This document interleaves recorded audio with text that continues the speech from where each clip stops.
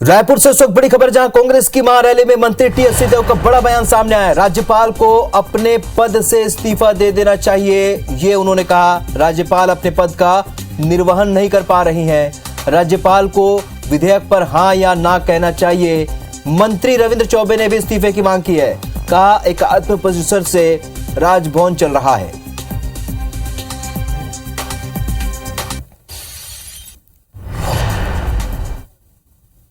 तो बड़ा बयान दिया यहां पर मंत्री टी एस सिंहदेव ने।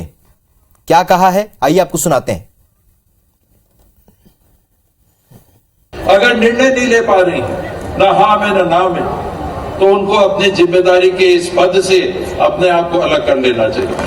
छत्तीसगढ़ के साथ अन्याय नहीं होना चाहिए। चलिए, तो इस गंभीर विषय पर चर्चा के लिए हमारे साथ इस वक्त दो मेहमान जुड़ रहे हैं। केदार गुप्ता, बीजेपी के नेता, इस वक्त फुल लाइन पर जुड़ चुके हैं। केदार जी, स्वागत है आपका। नितिन भंसाली, कांग्रेस के नेता, इस वक्त हमारे साथ फुल लाइन पर जुड़े हैं। आप दोनों का स्वागत है।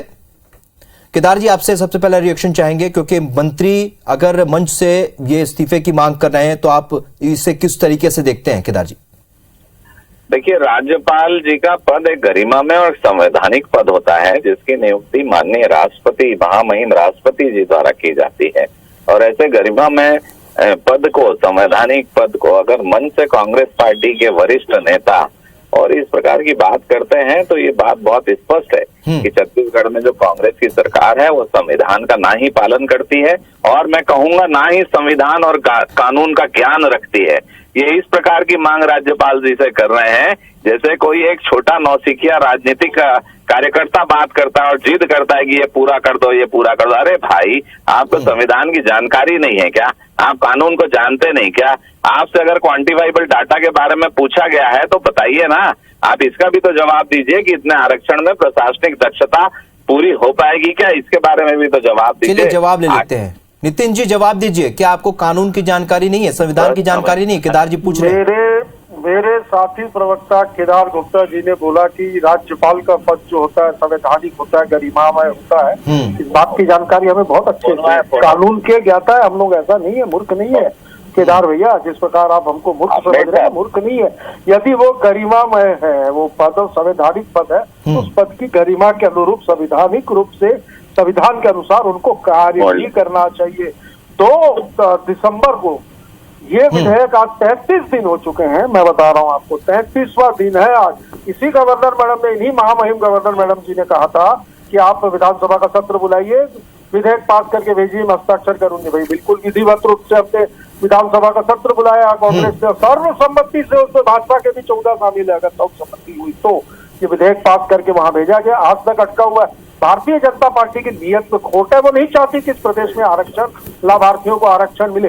एक बार भी झूठे मन से भी इन्होंने ये नहीं कहा है कि नहीं, इस समस्या का समाधान होना चाहिए। राजनीति का अखाड़ा बना दिया राजभवन को भाजपा ने छत्तीसगढ़ में, ये बिल्कुल बर्दाश्त नहीं किया जाएगा। आज जन अधिकार रैली के माध्यम से आक्रोश, आज प्रदेश केदार जी, एक सवाल और बार बार यहाँ पर कांग्रेस उठा रही है, और मंत्री रविंद्र चौबे ने भी मंच से कहा है कि राजभवन का संचालन एकात्म परिसर से हो रहा है।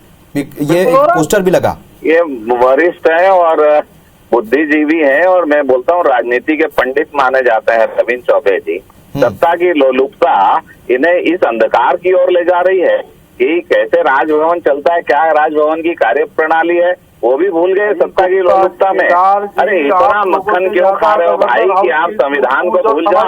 आप संविधान के ज्ञाता हो, आप क्या संदेश दे रहे हो छत्तीसगढ़ की जनता को? अरे 58% आरक्षण को आप हाई कोर्ट में जीत नहीं पाए, और उसके बाद 76% आरक्षण के बारे में अगर उसको पुख्ता करना चाहते हैं राज्यपाल महोदया,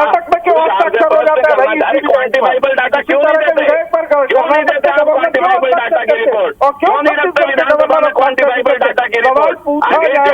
जनगणना प्रतिशत क्या है, कितने लोग, कौन से वर्ग के लोग छत्तीसगढ़ में रह रहे हैं, इसकी जानकारी आप अपने घर में क्यों रखे हो?